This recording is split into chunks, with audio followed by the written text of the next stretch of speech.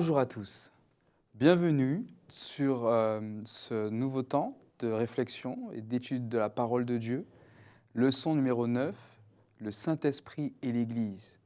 Nouveau sujet enrichissant, plein de surprises et d'informations enrichissantes pour notre vie ecclésiale. Et pour échanger sur ce sujet avec nous ce matin, nous avons le plaisir d'accueillir le pasteur Gabriel Goléa. Bienvenue, pasteur. Bonjour. Et le pasteur Jean-Jacques Chafougrac. Bienvenue. Bonjour. Pour commencer, je vous invite à prier avec nous, avec le pasteur Gabriel. Notre Père, nous voulons te remercier pour cette occasion que nous avons de pouvoir ouvrir la Bible, réfléchir ensemble sur l'Esprit, sur l'Église aussi. Nous te demandons l'intelligence nécessaire pour pouvoir aborder ce sujet. Règne dans nos cœurs, au nom de Jésus. Amen. Amen. Le Saint-Esprit et l'Église. C'est un thème qui interpelle. Nous allons lire quelques versets, mais avant ça, j'ai une question. Qu'est-ce que l'Église ? C'est vrai que le mot « église » qui nous paraît être un mot particulièrement religieux. Dans la réalité, il vient du grec « ecclésia », et c'est un mot qui était utilisé pour désigner une assemblée de quelques personnes importantes du peuple. Il fallait être citoyen romain pour faire partie de l'assemblée. C'était une assemblée politique qui prenait des décisions politiques pour la gestion de la vie de la cité.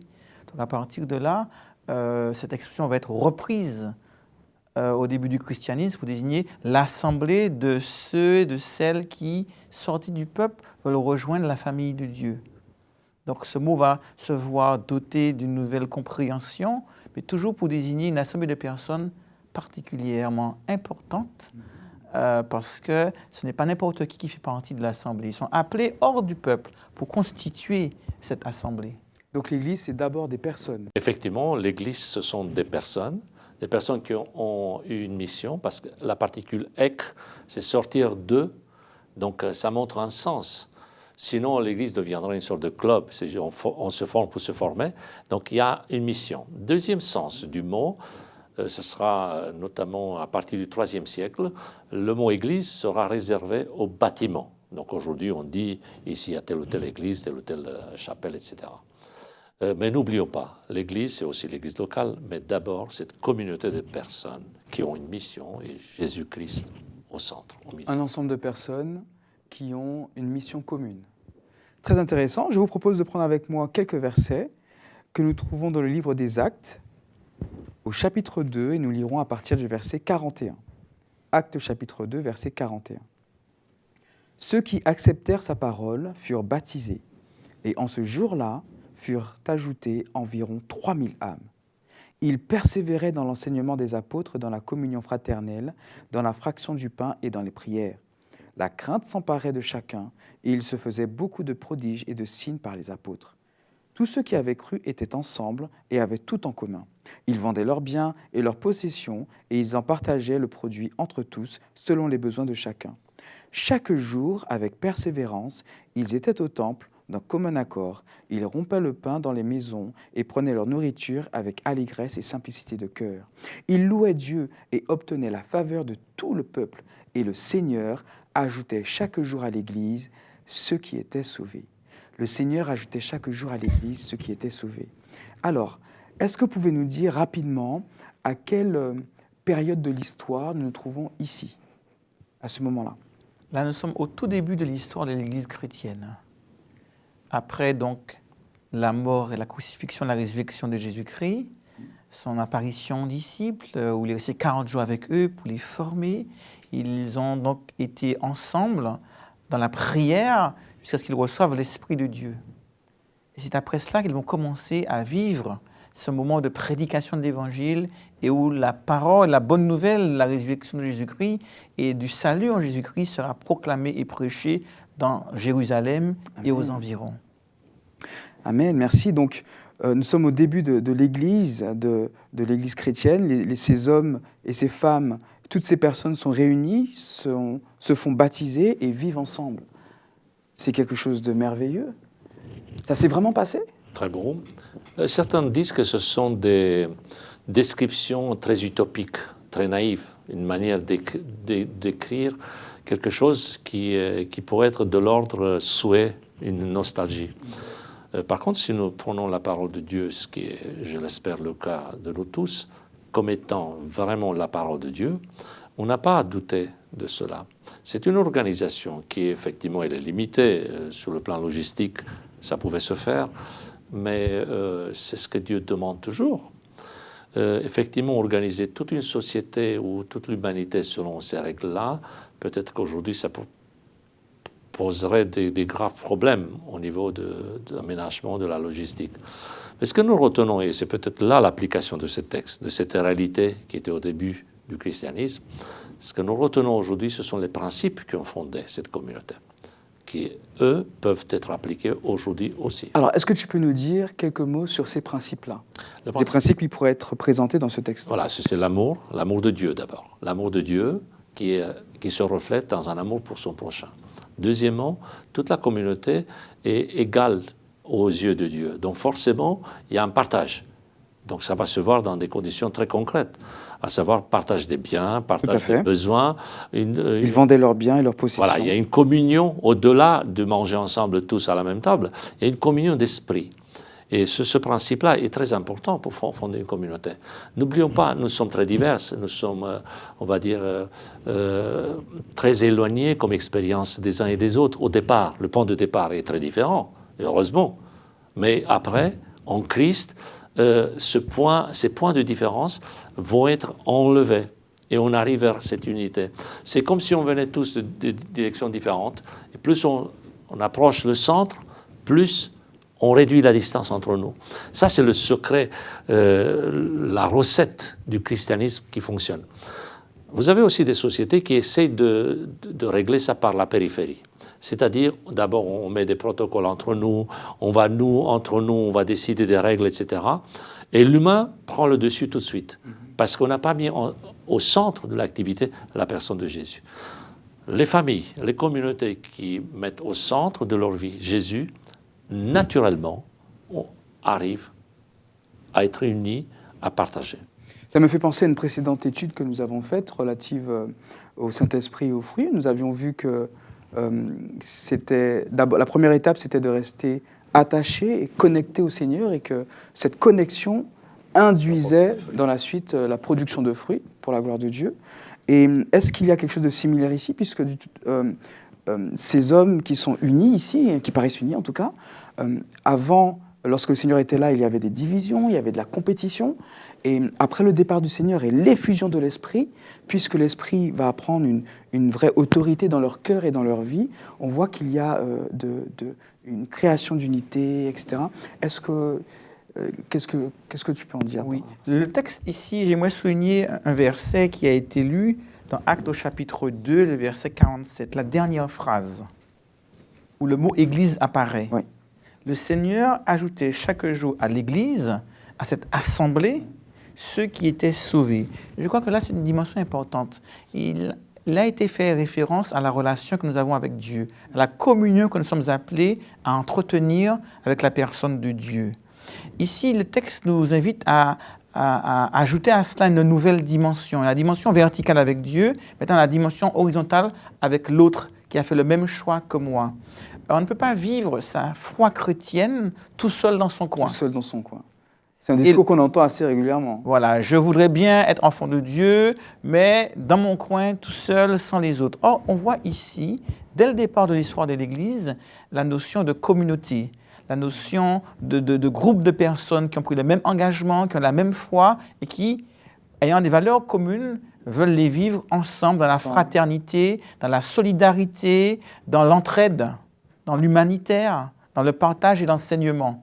Et les mots qui sont repris ici font référence justement à l'enseignement, à la communion, à la prière. Donc la dimension collective est essentielle dans la vie spirituelle. Chanter tout seul, c'est bien. Chanter ensemble, c'est mieux. Chanter, prier tout seul, c'est bien. Prier ensemble, c'est mieux. Et quand Jésus va établir ce qu'on appelle la Sainte Seine ou le service de communion, on voit bien la dimension collective, la dimension sociale qui est ici représentée. Dieu s'attend à ce que les croyants puissent vivre leur foi et leurs valeurs chrétiennes les uns avec les autres. Et c'est là toute la notion d'église, de peuple. D'où l'expression qu'on retrouve souvent dans la Bible, eh bien, la famille de Dieu, les enfants de Dieu, le peuple de Dieu. Est-ce à dire que cette notion de ensemble que tu as évoquée à l'instant est plus importante peut-être que l'étiquette de la dénomination ou le fait d'appartenir à telle ou telle communauté? Alors, si notre salut ne passe pas par l'autre, il dépend uniquement de Dieu. Il faut savoir aussi que le salut est encouragé ou découragé par l'autre. Donc, ce n'est pas anodin, le fait de se réunir, de chanter ensemble, de vivre cette foi commune. Donc, de l'importance de nos réunions, de voir, de passer du temps avec l'autre, de le sentir à côté. Donc, on est bien d'accord, le salut appartient uniquement à Christ. Pas besoin d'aller à l'église pour être sauvé. Si je fais ça uniquement pour être sauvé, je pense qu'effectivement, un jour va se voir, parce que je commence à fatiguer, je commence à voir les inconvénients de ma présence dans un groupe. Or, pour moi, c'est un privilège, parce que ça renforce la foi. La question d'étiquette ou pas étiquette, je pense qu'il y a aujourd'hui un discours un peu du style ce qui est important, il faut mettre l'accent sur ce qui se passe dans le cœur. Pas d'appartenance, on voit qu'appartenir à un groupe, même dans la société... Voilà, le plus important, c'est la dimension verticale. Et puis le reste, ça n'a pas d'importance. Moi, je crois qu'effectivement, je suis d'accord sur cette affirmation jusqu'à un point. Je pense que Dieu peut sauver quelqu'un même au sommet d'une montagne ou dans la forêt ou que sais-je, dans un contexte complètement isolé, anonyme. Dieu ne va pas passer par des structures pour s'approcher de quelqu'un. Mais quand quelqu'un est touché par l'esprit, parce qu'on parle de l'esprit qui va agir dans le cœur de quelqu'un, il y aura une recherche d'identité, de semblable, de comparaison, dans le bon sens du terme, pour mutualiser ce combat commun. Et là, je trouve des frères et sœurs qui ont la même foi, qui ont les mêmes valeurs. Là, je veux retrouver les biens. Et il me semble que cette démarche personnelle est importante, et Dieu ne va pas faire abstraction de cette démarche pour la vie personnelle, sinon, je répète, on devient un club des fans, des gens qui se réunissent juste pour se réunir. Cette démarche est tellement importante, ceux qui viennent là, ce sont des gens sauvés, parce qu'à chaque fois, quand ils sont ajoutés, ce sont des gens qui ont été sauvés. Hein. L'Église, aujourd'hui, on devrait la voir comme ça. Hein. Ceux qui viennent à l'Église, ce sont des gens sauvés. Eh bien, cette dimension est importante, mais à cela, on ne peut pas ne pas reconnaître cette dimension extraordinaire d'encouragement, de foi commune, d'un combat commun auquel nous sommes tous appelés, et ça fait du bien de pouvoir retrouver des gens identiques à qui je ressemble. Merci. Et Paul le dira, hein, dans l'Épître aux Hébreux, au chapitre 10, au verset 25, il rappelle, hein, « N'abandonnons pas notre assemblée, comme c'est la coutume de quelques-uns, mais exhortons-nous réciproquement, et cela d'autant plus que nous voyons s'approcher le jour. » Autrement dit, la tentation de vivre sa foi tout seul dans son coin existait déjà à l'époque. Et on voit cette nécessaire communion et vie religieuse collective à laquelle nous sommes appelés pour pouvoir grandir, s'exhorter, mais aussi proclamer le message. Amen. Je pense qu'il y a des personnes peut-être qui nous regardent et peut-être qui, à cause des circonstances ou de ce qu'elles ont vécu, se sont peut-être un peu éloignées de la communauté. Est-ce que vous auriez un message pour ces personnes-là? C'est vrai que souvent on se pose la question, qu'est-ce que cette communauté m'apporte? Et si on se la pose dans ce sens, on peut avoir des réponses négatives. Finalement, je n'ai pas trop d'intérêt à fréquenter cette communauté parce qu'on y trouve toutes sortes de choses peut-être qui ne me font pas du bien, des ragots, des critiques, que sais-je encore, des jugements. Et on devrait peut-être aussi inviter les uns et les autres à se poser la question inverse. Qu'est-ce que moi, je peux apporter à l'Église? Et c'est vrai que par ma présence, par mon sourire, par mon engagement, par mon soutien, je peux aussi être une aide pour les autres, que l'Église a pour mission d'être au service des autres, Alors, à défaut de recevoir quelque chose quand je vais à l'église, je peux aussi me dire que je peux, moi, apporter quelque chose à la communauté que je fréquente et par ma vision des choses, par l'Esprit de Dieu qui agit en moi, être une bénédiction pour chacun. Amen, merci. Je demandais, elle est où la caméra? Je m'adresse effectivement aux personnes qui peuvent se sentir un peu en marge ou qui n'ont pas pour l'instant envie de fréquenter un lieu de culte. Je comprends. Je pense que chacun d'entre nous est passé par des moments comparables. Sachez que le Seigneur est avec vous dans votre chambre, là où vous êtes, avec vous dans votre foyer, là où vous êtes. Mais le Seigneur veut que vous avanciez. Et il est là, il sera là avec vous également. Effectivement, le Seigneur a besoin de nous dans le sens de la communion, dans le sens de la fraternité. Et ensemble, nous pouvons faire des belles choses. Amen. Merci en tout cas pour ce message encourageant. Nous remercions le Seigneur car le Seigneur est toujours prêt et volontaire et disposé à nous aider, nous épauler, à nous conduire. Et ça m'amène à poursuivre la réflexion, puisque nous sommes en Église, nous sommes unis autour de la mission. Il y a un élément qui me paraît très interpellant, que nous trouvons dans la prière du Seigneur Jésus. Nous allons lire quelques versets dans Jean chapitre 17. À partir du verset 17, « Sanctifie-les par la vérité, ta parole est la vérité. » Comment pouvons-nous associer ça, le fait d'être sanctifié par la vérité, par la parole, et l'action déterminante qu'a eu le Saint-Esprit dans cette émergence de l'Église primitive?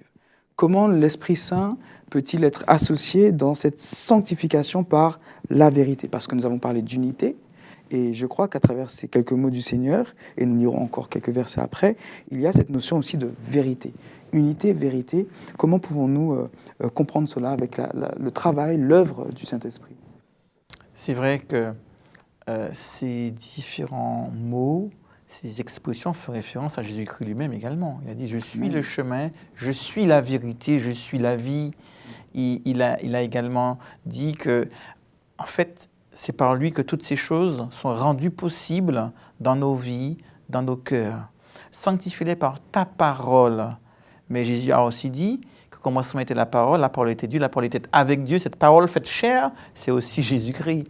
Donc c'est vrai que lorsqu'on parle de la parole, lorsqu'on parle de cette action divine de Dieu en nous, c'est toujours par les mérites de Jésus-Christ, par les vertus de Jésus-Christ. Et donc cette adhésion, cette unité se trouve qu'en Christ. Ce n'est pas pour rien que les chrétiens s'appellent chrétiens. C'est vrai qu'ils n'ont pas forcément, eux, choisi ce nom est venu bien plus tard, mais on les appelait déjà les Nazaréens, on les a appelés par la suite les chrétiens, mais à chaque fois on retrouve un point commun. On les appelle par rapport à Jésus, par rapport au Christ, que l'on définit comme étant le point commun, le point de convergence, celui qui fera l'unité, celui qui va rassembler les uns et les autres. C'est lui la parole, c'est lui la vérité, et c'est vrai que c'est en lui que tous nous trouvons le socle commun, le dénominateur commun qui fera qu'on va se référer à lui, puisque c'est lui qui va définir les limites du groupe. Unis autour de Jésus, Jésus la vérité. La vérité dont il est question ici, c'est une personne. Ce n'est pas ma vérité. Je ne veux pas être polémique, mais il y a des personnes qui pensent que dès qu'elles découvrent un texte ou une compréhension différente du texte, elles sont porteurs de vérité, en disant « ça y est, j'ai compris ». Les autres, vous n'avez pas compris. Il y a même une sorte d'arrogance. Vous êtes dans le péché, dans l'ombre, dans la nuit, alors que moi je suis sous la lumière, j'ai un accès direct à Dieu parce que j'ai compris tel ou tel texte. Et c'est plutôt un regard nostalgique, vous savez, du style « ah oui, les premiers siècles du christianisme parlaient autrement par rapport à telle ou telle doctrine. Moi, je me rattache plutôt à ça. » Ou par rapport à ce que les pionniers de l'Église au XIXe siècle enseignaient. Moi, je me sens plus proche de... Et en oubliant que le même pionnier, 40 ans plus tard, ne disait plus la même chose. Ça, c'est un petit détail. La vérité, ce n'est pas une question de compréhension personnelle, moi toute seule et vous en face de moi. Il y a des personnes qui disent, peu importe ce que les autres disent, moi je reste, ça c'est la vérité. Et autour de moi, il y a des fans qui applaudissent. Bravo, il a du courage. Ça, c'est pas la vérité, ça. Ça, c'est une posture. Je ne nie pas la motivation des personnes qui sont porteurs de tel ou tel message, mais ce n'est pas la bonne action.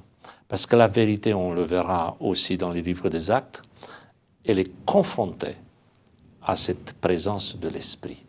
Et nous avons des conciles, par exemple, le concile de Jérusalem, où on voit plusieurs personnes porter différentes vérités, mais qui arrivent en consensus parce que Christ est au centre.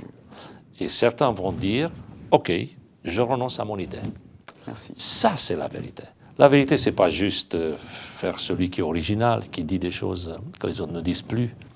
La vérité, c'est une personne. Et quand Christ habite en nous, ça va se voir. Merci. Merci. Le Saint-Esprit a été mandaté pour faire vivre et régner Christ dans notre cœur. Et je crois que c'est sa volonté pour que nous puissions être unis en tant qu'Église et avoir une vie ecclésiale épanouissante. Que Dieu vous bénisse abondamment.